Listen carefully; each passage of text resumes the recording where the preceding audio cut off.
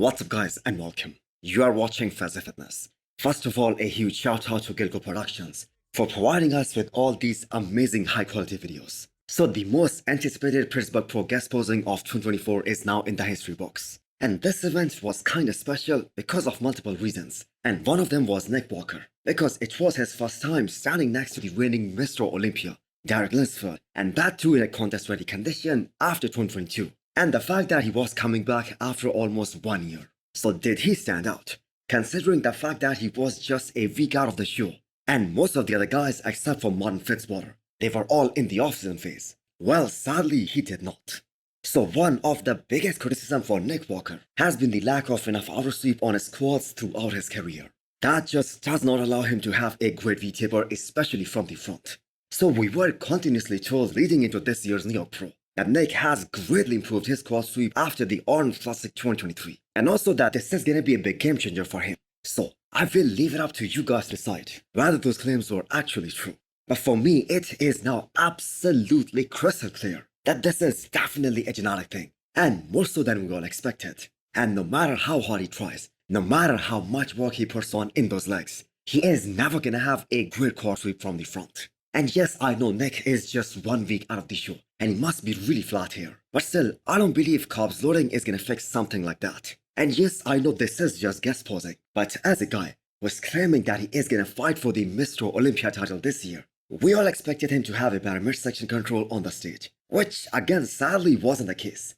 Because the moment he walked out and hit his front relax shot, the first impression of that bloated midsection, that wasn't a good look. And yes, I know when he was in the pose he was looking a lot better. And yes, he's most likely gonna take care of it when he is actually on the stage competing. But for all the guys who are saying that these guys aren't judged based on the transitions, then you are absolutely mistaken. So this has been confirmed multiple times by now, that these guys are judged throughout their time on the stage, including the transitions. Now in Nick's defense, he has never had that problem when he is on the stage competing. He has always had a great control over his midsection and his stomach. And the fact that he is receiving a lot of negative comments after this year's Pittsburgh Pro guest posing, he's gonna be a lot more conscious when he is on the stage for the New York Pro. So this was an ideal scenario for Matt Jensen to carb load him and see how his body responds. And maybe he had a big meal before stepping on the stage here. But that being said, I still think he's gonna win the New York Pro. In fact, I think he's still gonna dominate. Unless of course Quentin Beast would bring something totally unexpected. But I still believe Nick Walker is gonna dry out even more in this upcoming week and get hotter. Plus bodybuilding is always judged on who you stand next to. So Martin-Fitzwater also looked extremely impressive here. But still I have to say, he isn't close to beating a guy like Nick Walker just yet. But I have to really admire his symmetry here. That is just so far superior to Nick Walker. That front double comparison, and the way Martin's upper half flows into that small waist to his huge quads. That just goes to show us how impressive this guy is, and also the importance of having a small waist. So Martin is clearly gonna beat Nick Walker in the symmetry department. But when it comes to open bodybuilding, there are plenty of other factors as well. For instance, the size, the muscularity, the freak factor, they all play a great role as well. And Nick Walker's side shots are so impressive with the amount of density that he has. Plus, that back is also on a different level. But still, that was a very good showing for Martin-Fitzwater. I think people are really underestimating him for this upcoming New York Pro. He's probably gonna do very well against this whole lineup. And I think he definitely has a shot to fight for the top spot with Nick Walker at the New York Pro. So what do you guys think about Nick Walker's physique? And what is your assessment for him regarding the upcoming Mr. Olympia? Will he ever beat Hadi Choopan and Derek Lunsford? So let's talk about the champ now, Derek Lunsford. So apply that same logic to Lunsford that this was just a guest posing, and he also did not have to control his midsection at all times. Now, I do not want to sound like a hater of Nick Walker, but Derek into 6 months of off-season, he was still way more composed than Nick. He had way better control over his midsection. And for the 3rd time in his career, this was a great off-season look for him. And he pretty much made it clear why he is the reigning Mr. Olympia. He acted like the champion on the stage. Very confident, very composed. Plus the fact that his proportions are just absolutely insane. That front double biceps is such a money shot for him. And his overall symmetry looks so much better, especially when he is in the off-season, because his quads look so humongous.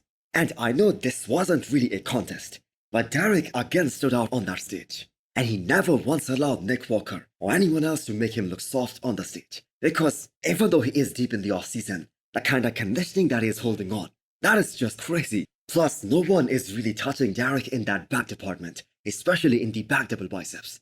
And seems like he's gonna take it to a whole different level this year.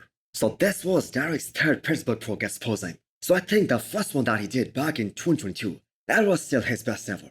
But he is on a mission to improve for this upcoming Mr. Olympia. The chest still needs more work and he is fully aware of that. So I think Derek and Hani are gonna have a really hard push now that he is done with the final guest posing of the year.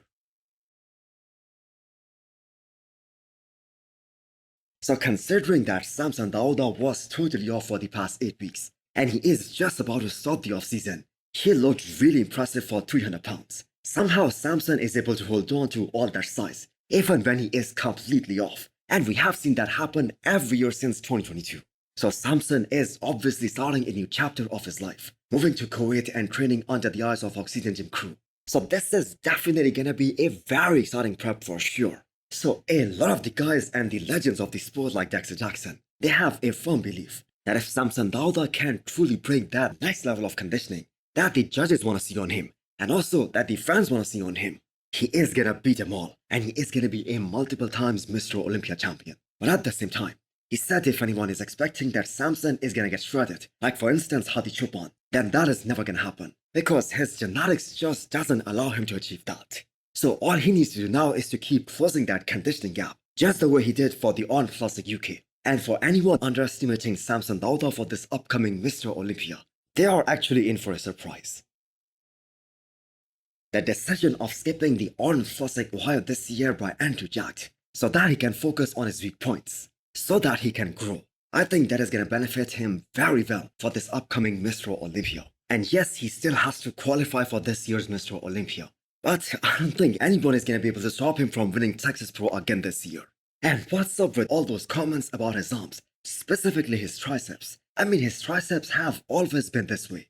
Andrew is that guy with that height with those lines, that he can be so scary for many top guys out there, that if he's able to bring up those hamstrings, if he's able to put on enough thickness on his sides, the man is gonna be Mr. Olympia this year. So I really wonder how much did he weigh here at the Pittsburgh Pro, because he looked absolutely massive. So last year's Mr. Olympia wasn't obviously his best look. His body looked all tired, because he did not have a real off-season break since winning his pro card back in 2022. But this time, I 100% believe that Andrew is going to be extremely dangerous at this upcoming Mr. Olympia. And people are going to realize that at Texas Pro this year.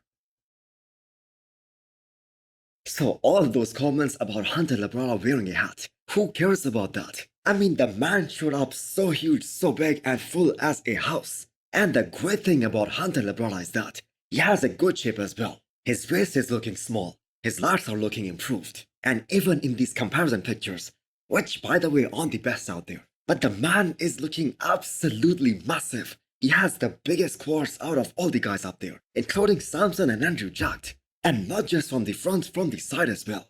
I was really impressed with Hunter Labrada. So what show he is prepping for? Well, the rumor is that Hunter is gonna do an overseas show for the very first time, and that show could be Dubai Pro as well. So we will probably see him at Tampa Pro again this year. So Hunter just doesn't get enough credit on the progress that he has made over the years. He is a way better bodybuilder now in every aspect, especially in comparison to 2021, when he placed top 4 in the world. So those vacuums that he has been practicing, I believe they are going to help him a lot this time, as Hunter was over 300 pounds here, and he had a very good control over his midsection all the time. So what does Hunter need to do to be in the mix and potentially fight for the top 3 at the Olympia? Well, he really had to get harder, and realistically speaking, some of these other top guys, they need to come in off. So let me know what you guys think in the comments below. Who were you guys most impressed with? And also hit the thumbs up button if you liked the video. And smash the subscribe button if you wanna come back for more. Thanks for watching.